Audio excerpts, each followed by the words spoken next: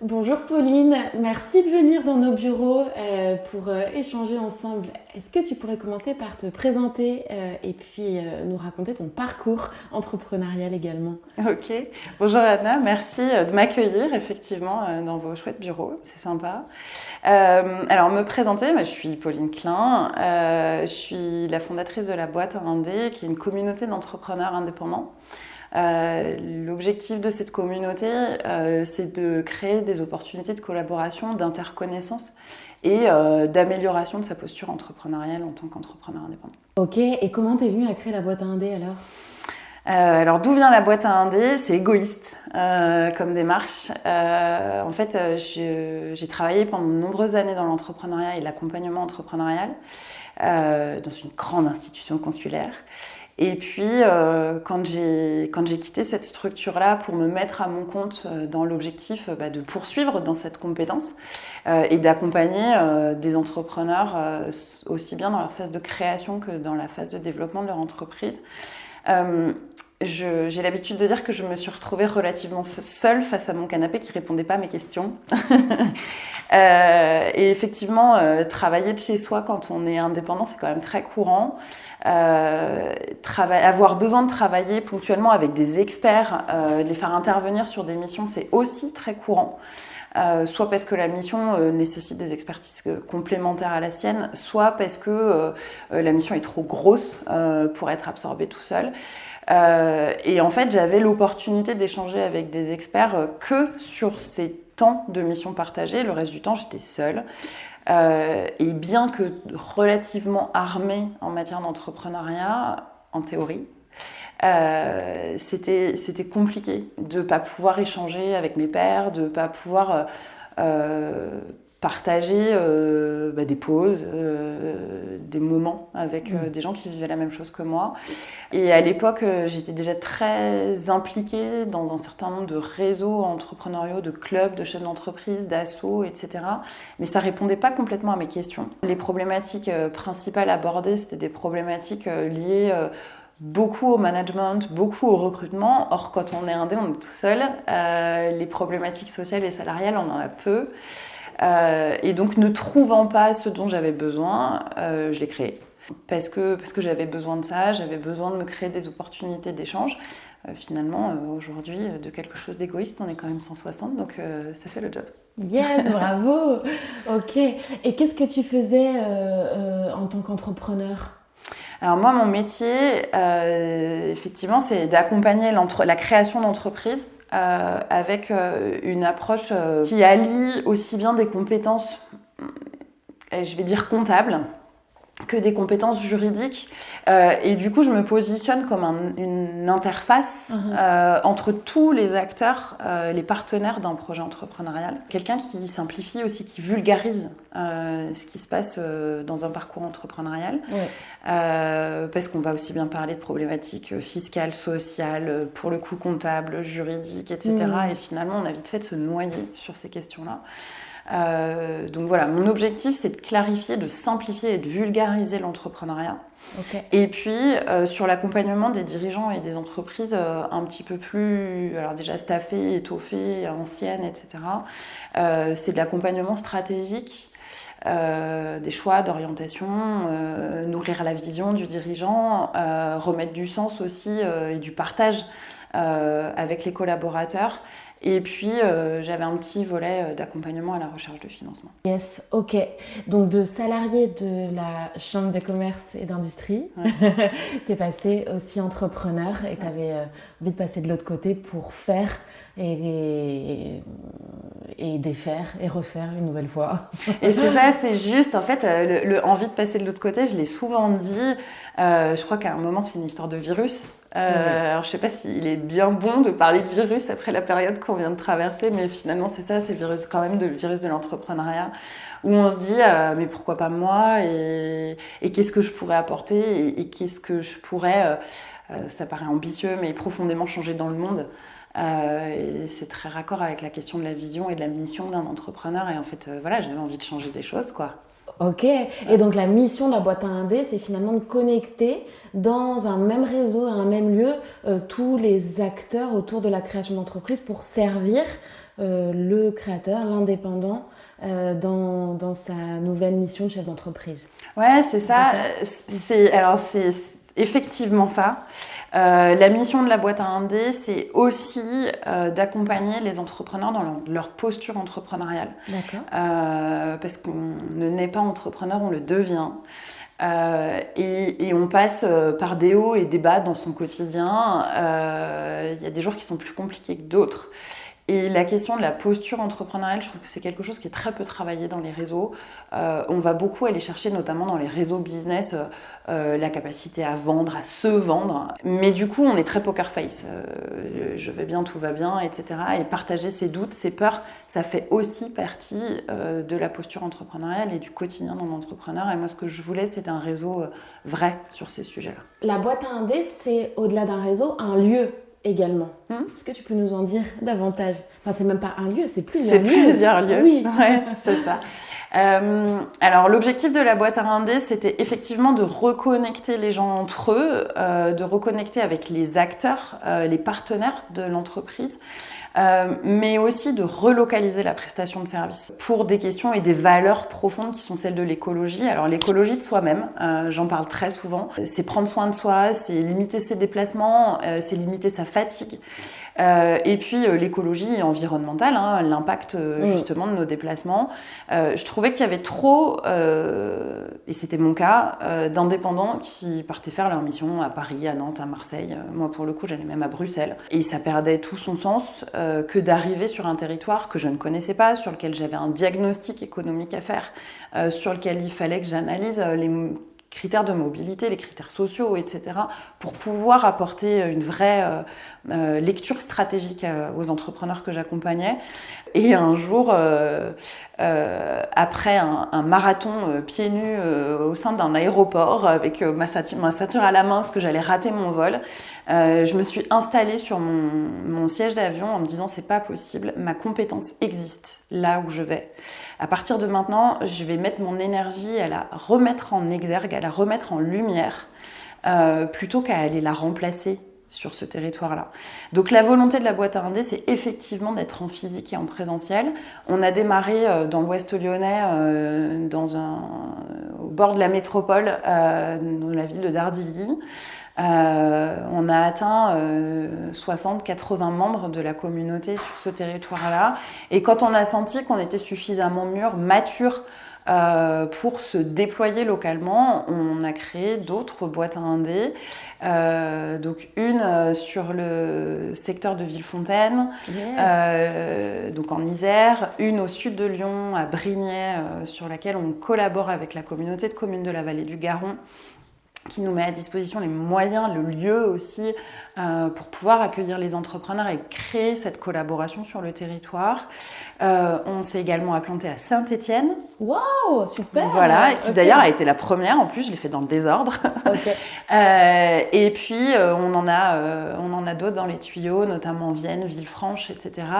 Pour le moment c'est très Rhône-Alpes, même pas Auvergne-Rhône-Alpes, juste Rhône-Alpes. Parce que c'est plus simple d'améliorer notre modèle, notre approche de cette façon-là. Mais on envisage toute la France, évidemment. Ah, mais alors, quand c'est un lieu, c'est quoi? C'est un coworking? C'est un lieu où il y a des événements de temps en temps? C'est un lieu où on y est tout le temps? Ou c'est que ponctuel en fonction des événements? C'est quoi? Alors, c'est que ponctuel en fonction des événements. D'accord. Évidemment, le plus souvent, on essaie d'être dans des espaces de coworking parce qu'encore une fois, ça pousse la collaboration. Alors, nous, on est générateur de flux pour ces espaces de coworking. Et puis, à l'inverse, les membres de la communauté sont contents de pouvoir trouver un lieu pour se retrouver, travailler ensemble, collaborer, etc. Donc, ça nous permet, en s'implantant justement dans des espaces de coworking, des pépinières, des tiers-lieux, etc., ça nous permet de mettre du sens à cette question de collaboration et d'échange. Ok. Génial. Et vous organisez quoi alors lors de ces événements? Alors, on a 3 formats de rendez-vous dans la communauté. Un premier format qui s'appelle l'Indé Cowork Café, qui a lieu toutes les semaines. C'est 1h30 de temps d'échange informel entre les membres de la communauté. L'objectif, c'est d'aller les challenger sur plein de choses. Sur leur relation client, sur leur connaissance d'eux-mêmes, sur l'ascenseur émotionnel du dirigeant, etc. Et de faire ça sur un temps d'échange détendu, parce qu'encore une fois, je veux leur donner la possibilité de s'exprimer dans le vrai. Et on a eu parfois des coups de gueule de membres de la communauté qui arrivaient en disant « J'en peux plus, j'ai tout envoyé valser », etc. Et finalement, il y a ce soutien très fort qui se déploie à ce moment-là par l'ensemble de la communauté. C'est vraiment chouette. Alors que dans d'autres types de formats plus formels, on ne permettrait pas ce genre de choses. Et donc l'objectif, c'est de mettre en lumière la personne, l'expert qui intervient, de lui permettre d'expliquer ce qu'il fait, de faciliter l'interconnaissance justement. Parce que quand on laisse la parole à quelqu'un pendant 1 heure pour expliquer ce qu'il fait, on en apprend beaucoup sur lui. C'est la première chose. Puis la deuxième chose, c'est de permettre la montée en compétences des membres qui participent, qui assistent à cet Indémoc Café. Parce qu'on le sait, aujourd'hui, beaucoup d'entrepreneurs indépendants ont tendance à commencer par faire eux-mêmes. On est un peu des hommes orchestres quand on est indépendant, je trouve. On a envie de tout faire jusqu'au moment où on se rend compte que soit on n'est plus légitime pour le faire, soit enfin on a les moyens de le déléguer, soit on a exploré une piste qui n'avait pas de sens et à ce moment-là on l'abandonne. Mais toujours est-il que permettre cette petite montée en compétence des indépendants pour leur permettre de faire eux-mêmes, mais aussi d'identifier à qui demander quand ils seront en mesure de le déléguer. Ça me paraissait important et c'est ce que permettent les MOC. Okay. Et puis le troisième format, c'est un atelier qui a lieu en soirée, qui est suivi d'un cocktail. Alors c'est le moment de récré de tout le monde. Ça nous fait plaisir 1 fois par mois de nous retrouver, de boire un coup, de se détendre, de raconter des bêtises à la fin d'une journée qui est souvent bien chargée. Avant ça, on commence par un atelier qui est pratico-pratique. J'avais la frustration, moi, en étant membre de certains clubs de dirigeants, justement, de rentrer chez moi après une intervention, une conférence, et de me dire c'est génial ce que j'ai appris, mais concrètement, comment je le mets en œuvre demain dans ma boîte si je veux le faire. Et j'avais pas les outils pour le faire. Donc je me suis promis que si je faisais des conférences, elles seraient pratico-pratiques et qu'elles permettraient aux membres qui y assisteraient de mettre en œuvre ces compétences-là. Donc c'est le cahier des charges nécessaire d'un atelier où en général on vient avec son stylo, sa feuille, son ordinateur et on est tous derrière une table et pas juste assis sur une chaise et on bosse, on planche sur un outil, une méthode, une approche, on met les mains dedans quoi. Vous êtes combien maintenant à la boîte à Indé ? Dans l'équipe ? Dans l'équipe. Ouais.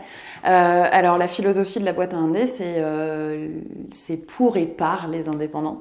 Okay. Donc dans l'équipe aujourd'hui, on est 2 salariés, tant est que je puisse me mettre dans la catégorie des salariés, mais on va dire ça comme ça, on est 2 membres de l'équipe à temps plein. Très bien. Gaëlle et moi, Gaëlle qui s'occupe de tout le volet communauté, justement, l'animation, la duplication, l'essaimage des communautés, l'échange avec les activateurs qui sont nos têtes de proue sur les territoires.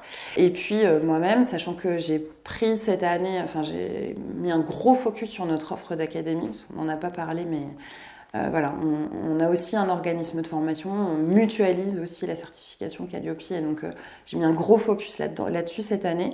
Et puis on a 2 membres de l'équipe supplémentaires qui sont des indépendants. Jérémy, qui est notre monsieur système d'information, outils, digitalisation, couteau suisse. Monsieur Tech. C'est ça, exactement. Monsieur Tech, qui est indépendant et qui travaille en remote depuis sa tiny house en Bretagne. Ah oui, ok. La rencontre s'est faite localement il y a 3 ans. Il habitait ici et au bout de 6 mois, il m'a dit « Écoute, j'ai un projet, je m'en vais. Est-ce que je peux quand même rester dans la team et travailler à distance ?»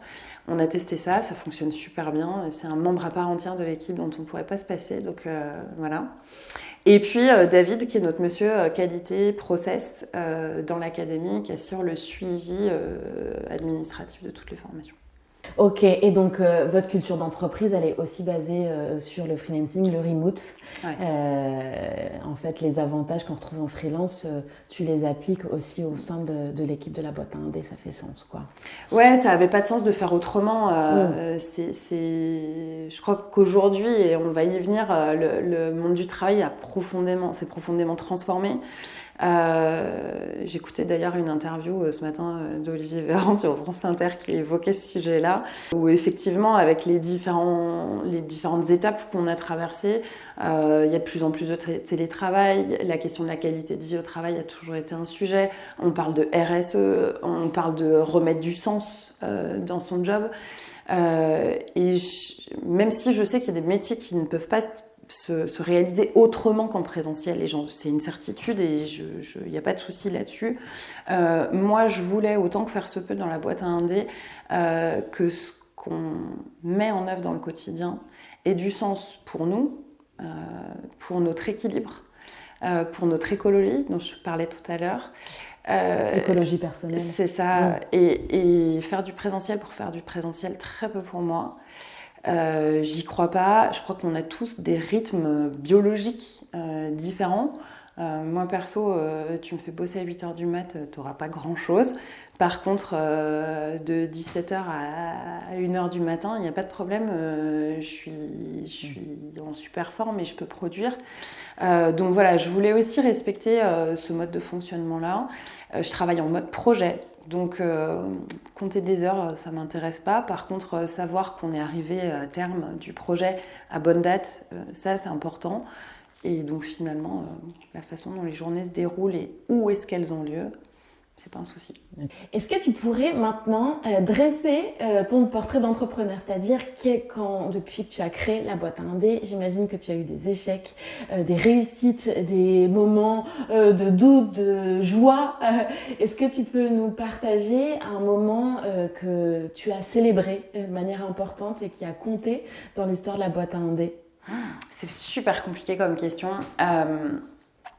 Ça va paraître super prétentieux, mais la question de l'échec, en fait, n'en est pas un. Je pars du principe qu'il n'y a pas d'échec, il n'y a que des apprentissages. Et c'est vraiment une philosophie, et c'est ce qui me permet d'être engagée, enjouée, dynamique tout le temps. Et ça a changé ma vie le jour où j'ai compris ça. Donc, je ne parlerai pas d'échec. Ah oui, ça a été une prise de conscience qui t'a permis de voir les choses différemment, en fait. Ouais, c'est vrai. Ça change tout. Ouais, et pas que parce qu'il y a une petite phrase qui raconte ça et qui dit ça, il n'y a pas d'échec, il n'y a que des apprentissages. C'est pas que pour ça, c'est parce que vraiment c'est comme ça que j'ai décidé de le vivre. C'est une philosophie. Et que j'ai décidé de mettre en œuvre mon quotidien. Oui, il y a des bas. Mais pas des échecs parce que je trouve que le côté échec c'est une fin en soi, quoi. Alors qu'en fait moi j'ai toujours trouvé la solution pour rebondir, repartir, inventer une nouvelle approche, faire le pas de côté. C'est ce qui compte finalement quand on est entrepreneur. Je crois. Oui, ça j'en suis persuadée. Je crois. Donc d'échecs j'aurais du mal à en parler parce que je les vis pas comme ça. Des bas, j'ai envie de te dire. Presque, il y en a tous les jours. Et puis, des jours où ils sont plus entravants que d'autres. Et un moment que tu as célébré? Un moment que j'ai célébré, il y en a eu plein. Le lancement de la boîte à indé. Okay. Tu as organisé un événement pour le fêter aussi? Ah oui. Ah, très important. Oui. Okay. Mais déjà, le jour où mes associés à qui j'ai présenté le projet, à qui j'ai dit « Est-ce que tu fais partie de l'aventure ?» m'ont dit oui. Effectivement, on a fait la fête, on a inauguré la boîte à indé le 28 mai 2019. La date est encore là et on a lancé ça et on a vu qu'il y avait du monde pour nous suivre et des gens qui croyaient en la démarche, les fameux early adopters. Et qui pour la plupart sont encore là aujourd'hui, c'est quand même très chouette. Puis il y a eu des prix, j'ai été lauréate de la fête de l'entreprise, j'ai eu l'occasion de participer à des concours Océan Bleu, j'ai été intégrée dans un groupe de femmes entrepreneurs porté par Orange.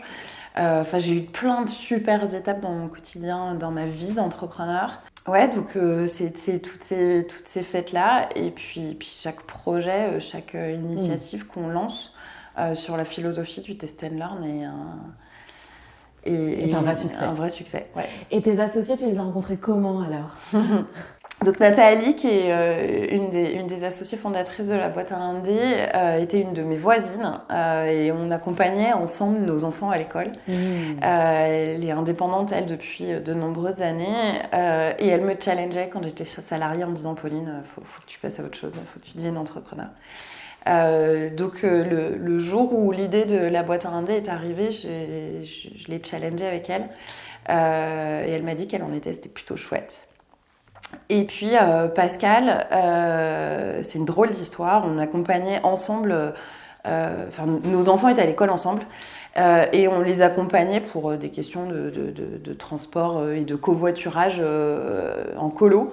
Donc j'ai fait un trajet de plus de 3 heures aller-retour avec Pascal en voiture où il m'a posé des questions sur qui j'étais, ce que je faisais, où j'allais, etc. Et à ce moment-là, l'idée de la boîte à indé, alors ça s'appelait déjà pas la boîte à indé, mais c'était une petite idée qui commençait à naître et qui commençait à m'embêter. Et je lui en ai parlé pendant 3 heures de trajet. Et quand il m'a redéposé chez moi après qu'on ait posé nos enfants, il m'a dit si tu lances quelque chose, j'en suis. Waouh, ça c'est une vraie belle histoire. Ok. Voilà. Donc oui, j'ai challengé ça et c'était vraiment super chouette. Et ouais, il en est tous les jours. Quelle est pour toi la définition du mot travail? Il y a un gros sujet parce que depuis que j'ai lancé la boîte à indé, moi je me chamaille contre 2 effets super forts que sont le leitmotiv de Demain tous entrepreneurs, l'effet grande démission qui fait que les gens quittent leur emploi, souvent des cadres, pour se mettre à leur compte. Et donc en lien avec le travail, je crois qu'il y a un gros sujet qui est le besoin de remettre du sens dans ce qu'on fait, ce que j'évoquais tout à l'heure. Savoir pourquoi on le fait, comment on le fait, à quoi ça sert et qu'est-ce qu'on résout réellement comme problème. Donc je crois qu'aujourd'hui, la question du travail, elle n'est pas liée à avec quel outil on travaille et de quelle heure à quelle heure. Elle est liée à la question de pourquoi on le fait et quel est le sens qu'on y met. Et après, la forme qu'on utilise, qu'on soit salarié, intrapreneur, entrepreneur, finalement, c'est plus un véhicule qu'autre chose. Donc pour moi, la question du travail, c'est se faire plaisir en réalisant sa grande mission. Et selon toi, le travail d'aujourd'hui, celui d'hier et de demain, est-ce qu'il est similaire ou pas? Ah, évidemment que non. C'est tout, c'est facile comme réponse. Évidemment que non, parce que déjà, on ne sait pas de quoi est fait demain. On sait tous qu'on ne connaît pas encore les métiers de demain, qu'il est question de les inventer. Et je crois que hier, on ne se posait pas du tout ce genre de questions. C'était pas une préoccupation, c'était même pas une inquiétude. Alors qu'aujourd'hui, on sent qu'il y a cette forme d'inquiétude. Finalement, tous autant qu'on est, encore une fois, qu'on soit salarié ou entrepreneur, c'est est-ce que mon métier existera toujours demain? Est-ce que je pourrais continuer à l'exercer? Dans quelles conditions? Est-ce que la technologie va pas me rattraper? Est-ce que je serai pas un jour has-been sur mon propre métier, ma propre expertise? Donc oui, c'est une évidence, rien à voir entre le travail hier et le travail aujourd'hui, et voilà, mais... c'est intéressant ce que tu dis par rapport à la technologie aussi. Est-ce qu'on va être tous remplaçables? Et de quelle manière est-ce qu'on a envie de faire évoluer nos activités ou pluriactivités? Mais c'est ça. Je crois qu'en fait, la vraie question, elle est liée à l'évolution. Peut-être même plus qu'à la techno ou que la question du remplaçable. Pour le coup, l'effet de ChatGPT, là, à faire un bruit de fou par rapport au community manager, moi, je crois pas à ça. Je suis quand même une grande convaincue de l'intelligence humaine et de l'intelligence émotionnelle tout court. ChatGPT a fait ses preuves en matière de non-intelligence émotionnelle, je crois, à renfort de grands posts LinkedIn et de moult tests et questions improbables qui lui ont été posées. Donc je pense qu'on ne sera jamais concurrencé complètement par la technologie, c'est même pas ça, c'est juste notre capacité à être à l'écoute de notre marché, à être en veille permanente, à se mettre en situation de formation permanente. Et à être agile et adapter aussi en fait ses compétences avec ce qu'il existe. Ouais. Je crois que plus rien n'est immuable dans le travail aujourd'hui. Ouais. Et que, encore une fois, soit on voit les choses du côté négatif en se disant demain je serai un expert has-been de mon métier, soit on les voit de manière ultra positive en disant demain, ça se trouve, je mettrai en œuvre une offre, une prestation, un accompagnement qui n'existe pas aujourd'hui, et c'est parce que je vais me réinventer tous les jours de ma vie que je vais m'éclater dans mon boulot. À quoi maintenant attribues-tu le succès du freelancing, de l'indépendant? Alors je suis très critique sur cette notion de succès et sur la notion de freelancing. Je vais définir tout ça avant de faire bondir tout le monde et que tout le monde décroche de cette vidéo. Moi j'ai un souci avec le succès parce que je trouve qu'il a été énormément poussé par les pouvoirs publics avec un risque de casse sociale sans commune mesure. Or, en France, on le sait tous, on a la chance, malgré les bouleversements liés aux questions de retraite et autres, on a la chance d'avoir un environnement social et une protection sociale de très grande qualité. Oui, vraiment. Et de fait, pousser l'entrepreneuriat coûte que coûte, quelle que soit sa forme, c'est un vrai danger, parce que finalement on pousse une question d'auto-emploi et on a expérimenté dans beaucoup d'entreprises là avec la crise du Covid que finalement travailler seul c'était un enfer pour beaucoup de gens, que ça mettait les gens en grande détresse. Donc déjà on a une première détresse sociale à cet endroit-là. Donc des activités comme les nôtres viennent combler ces risques de détresse sociale, mais je crois que ça suffira jamais vraiment et on n'arrive pas à toucher tout le monde. Ça c'est la première chose. Et puis l'autre détresse, enfin l'autre urgence et l'autre risque de casse sociale, c'est effectivement demain quelle valeur à nos entreprises indépendantes, comment est-ce qu'on vivra de nos retraites d'indépendants, et surtout quand on connaît les moyennes de chiffre d'affaires d'un indépendant en France, je trouve que c'est un vrai danger.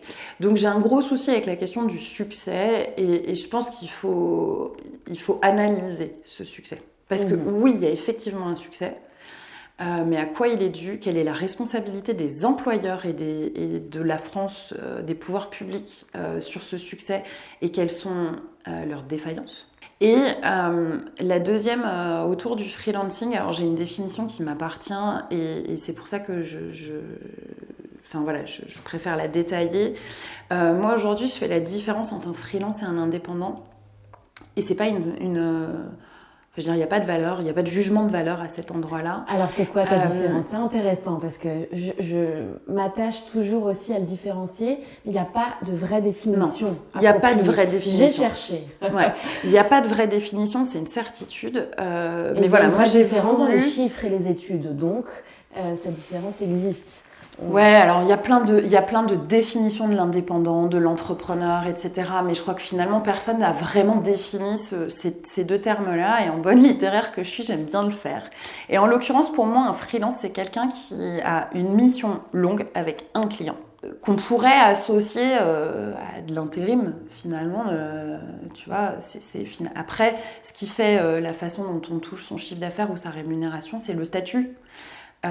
Quand on est en intérim, on est salarié. Quand on est freelance, on est assimilé salarié.